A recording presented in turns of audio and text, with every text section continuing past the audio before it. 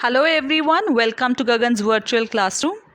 आज हम डिस्कस करेंगे a very short poem a house a home by Lorraine Martha Haley from class 6th NCERT book honeysuckle.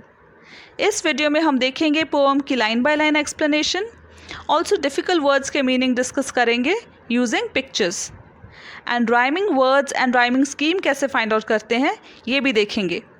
And last में हम question and answers discuss करेंगे। And आगे बढ़ने से पहले आपको बता दूं कि अगर आपने सेम एक्सप्लेनेशन इंग्लिश में देखनी है तो नीचे डिस्क्रिप्शन बॉक्स में दिए गए लिंक को क्लिक करें। तो चलिए स्टार्ट करते हैं।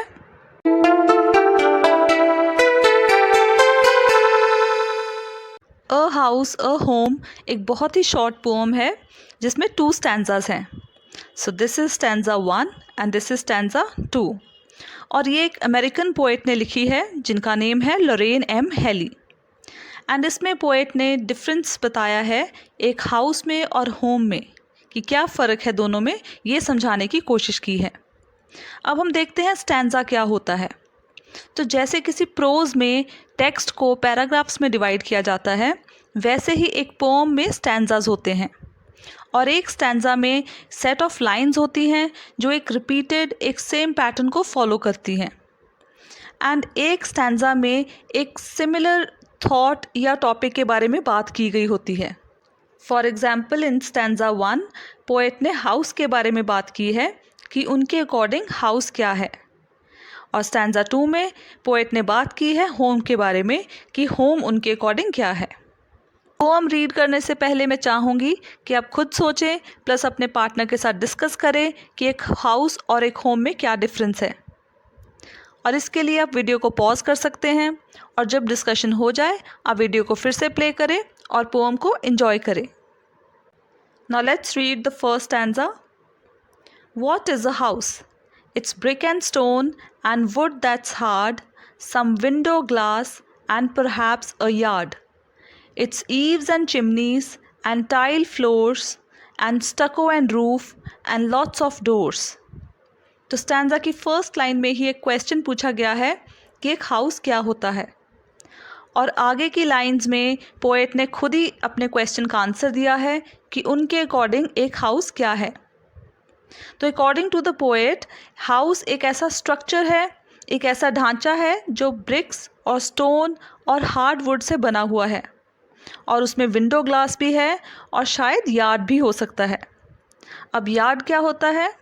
यार्ड होता है इनक्लोज्ड ग्राउंड, जो एरिया बिल्डिंग के बाहर हो और जिसके ऊपर छत ना हो। It's eaves and chimneys and tile floors and स्टको and roof and lots of doors. And एक हाउस में ईव्स और चिमनीज भी होती हैं। ईव्स होती हैं ये जो एज है, रूफ की आपको एज दिखाई दे रही है जो वॉल से बाहर निकली हुई है, जिसको हिंदी में हम छज्जा भी बोलते हैं। तो दीवार से बाहर निकली हुई झुकी छत का किनारा, इसको हम ईव्स बोलते हैं। एंड चिमनी होती है कोई पाइप या ऐसा स्ट्रक्चर जिसमें से स्मोक बाहर आती है।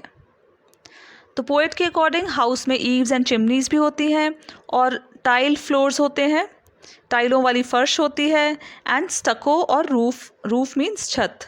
एंड स्टको इज़ ये देखो, ये जो प्लास्टर है जिससे हम दीवारों को या छतों को कवर करते हैं, इसको स्टको बोलते हैं। और बहुत सारे डोर्स भी होते हैं, दरवाजे भी होते हैं। तो पोएट के अकॉर्डिंग एक हाउस क्या है? एक हाउस मकान है, एक ऐसा स्ट्रक्चर, ऐसी बिल्डिंग है जो किससे बना है? ईंटों, पत्थरों, हार्डवुड और विंडो ग्लास से। और हाउस में एक यार्ड होता है, eaves, chimneys, tile floors, स्टको, roof और बहुत से डोर से बना होता है। अब आते हैं सेकंड स्टैंजा पर। What is a home?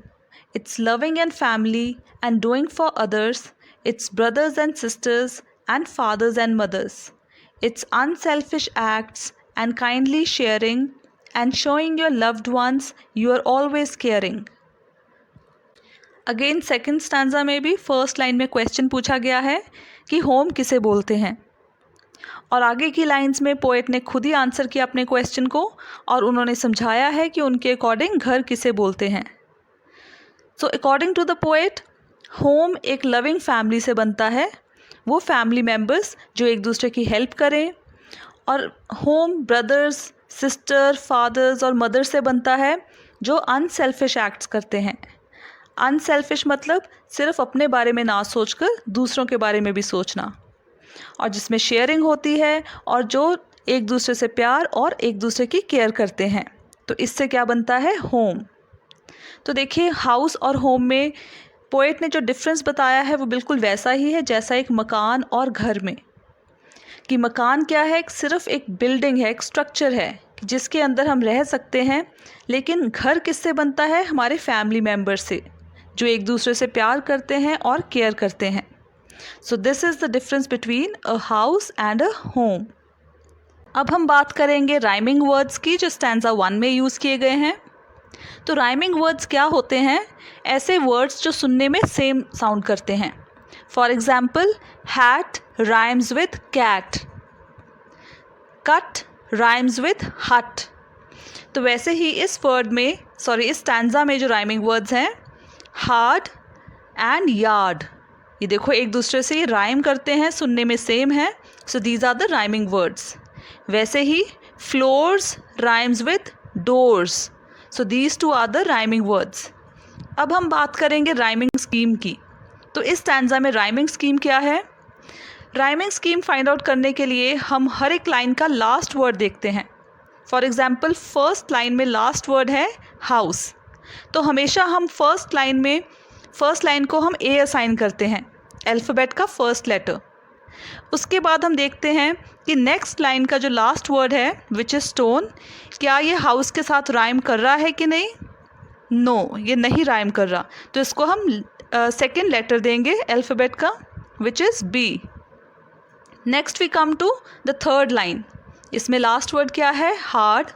तो हार्ड क्या राइम करता है स्टोन या हाउस से? नो, तो इसको हम क्या देंगे? C. Next come to glass.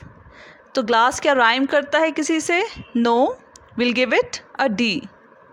Next yard. क्या यार्ड इनमें से किसी वर्ड के साथ भी राइम कर रहा है?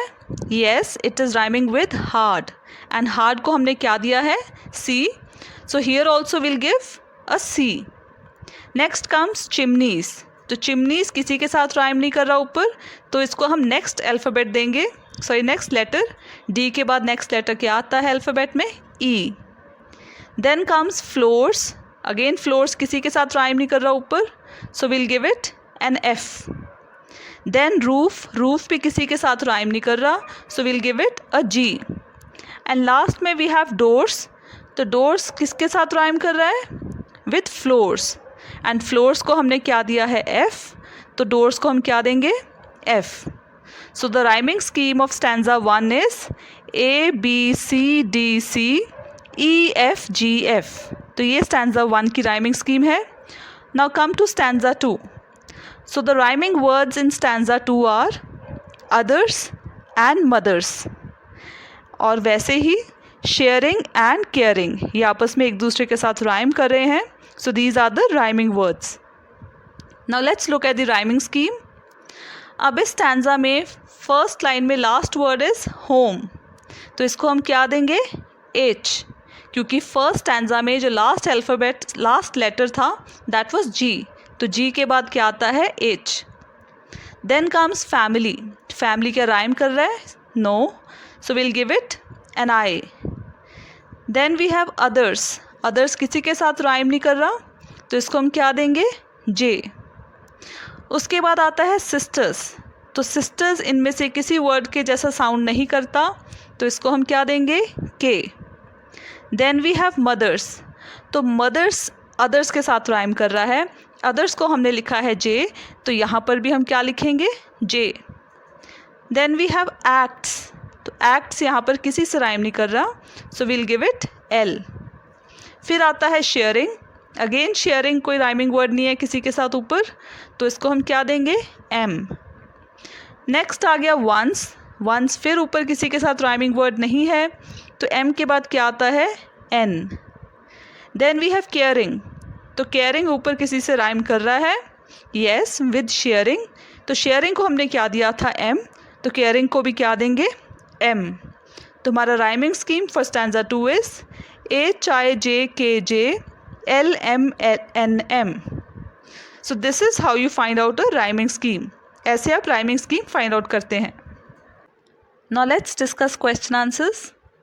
तो पहले आप वीडियो को पॉज करके ये सेंटेंसेस को कंप्लीट करें और जब हो जाए तो वीडियो को प्ले करें और अपने आंसर्स चेक करें।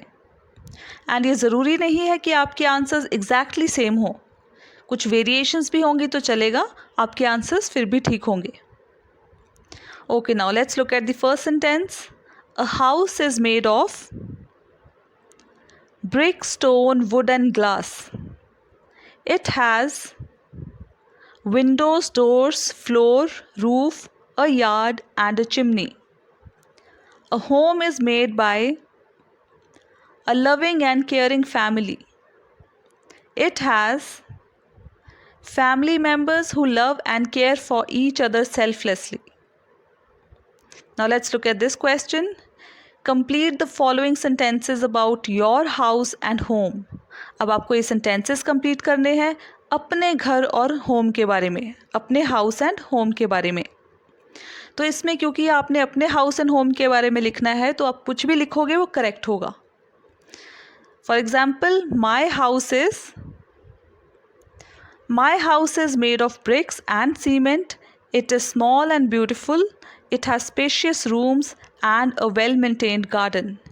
कि मेरा घर ईंटों और सीमेंट से बना है, वो छोटा है और सुंदर है, उसमें बड़े खुले रूम्स हैं और अच्छा मेंटेन किया हुआ गार्डन है।